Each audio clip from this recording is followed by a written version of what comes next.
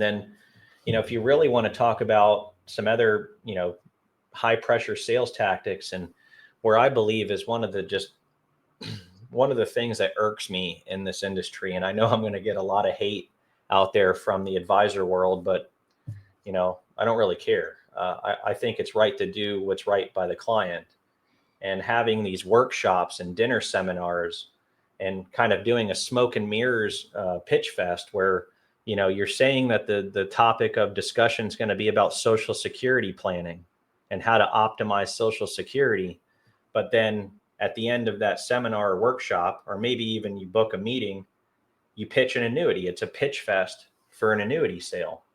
And what oftentimes happens, they're not doing the holistic approach of the annuity planning. They're pitching one product. And there's a big carrier out there that makes their living on paying for advisors' workshops and dinner seminars to get people to those events. And then at the end, it's a big pitch fest on one, flagship product from a carrier. And it's wrong, man. I'm going to put it out there. I don't care who hates us for it. That's what we're here to do, is bring transparency to the wrongs of our industry. And that's one of the things that irks me.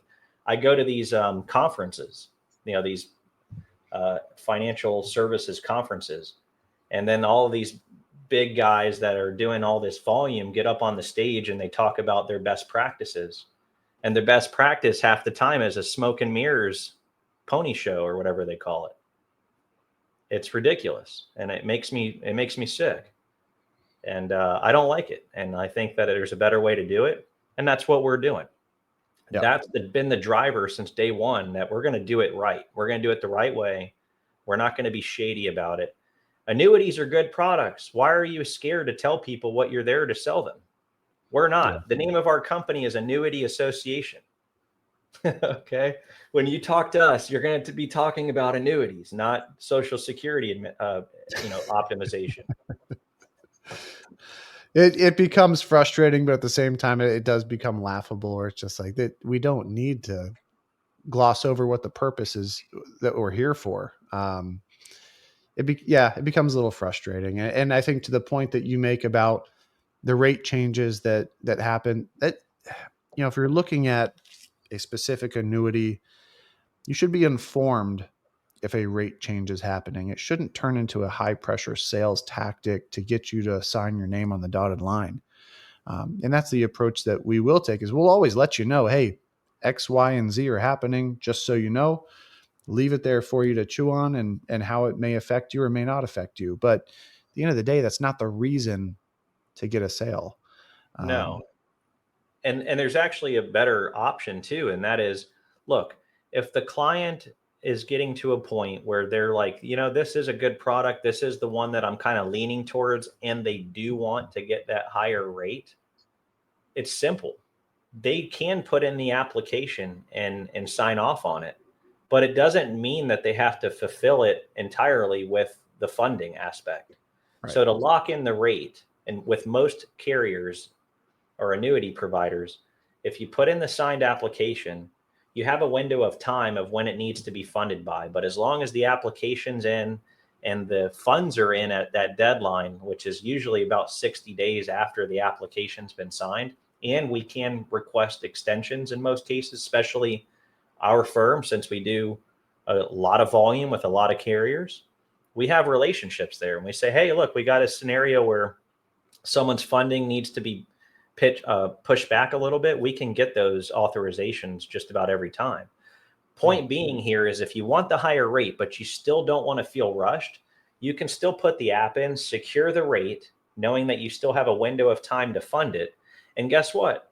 If you decide that that annuity isn't the right one for you, or we discover another product that's better after the further discovery, we can just cancel the application. You're not tied and bound to it and required to fund it. And that's important to note. You can lock the rate in, put the app in, but you don't have to fulfill it, and we can just cancel it. It's not a big deal. That's right. That's right. So to recap what we've covered so far on why these mistakes happen: lack of knowledge, pressure from salespeople. The next would be misleading marketing, which you you really hit on there already. just in the approach that sometimes how annuities are positioned. But in addition to that, another thing that you and I have both heard before is a big bonus. Maybe that hits the billboard a little bit more often than it should. And also, we'll often see higher illustrated returns, which jokingly we came up with another term for that. But big bonuses, higher illustrated returns, and these are often used to bait somebody into an annuity and seem better than it can be. Yeah, the big bonuses, that's just something that I've since day one, since we've been putting content out, this is 5 years ago now. Mm-hmm. One of the biggest things and messages that I've been trying to bring and shed light to was that don't get caught up in the bonuses. The bonuses are hype. It's all marketing fluff. It's all used so that they can print it on a pretty shiny brochure, or an agent can come to you and say, hey, look, Mr. or Mrs. Jones, if you buy this annuity, we're going to give you a 20% bonus. It's all crap. And the old adage, if it's too good to be true, it usually is. And that's what my mom taught me. So when I came into this industry and I started trying to figure out how can I, do the right thing by the client, make the best recommendations that I can.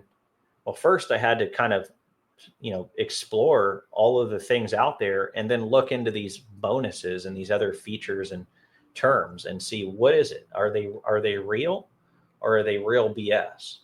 And I hate to say it, but about 99% of the time it's real BS. And we're a no BS type of firm. We're going to show you that. We can prove it to you in in a moment. We're going to share our screen here, and I'm going to show you the differences between the products that have bonuses and don't, and show you why the bonus is in general a bad deal. There's only one product that comes to mind on the market where the bonus can potentially benefit somebody and make sense, but that's only if it's competing with another product that's not in its own product suite.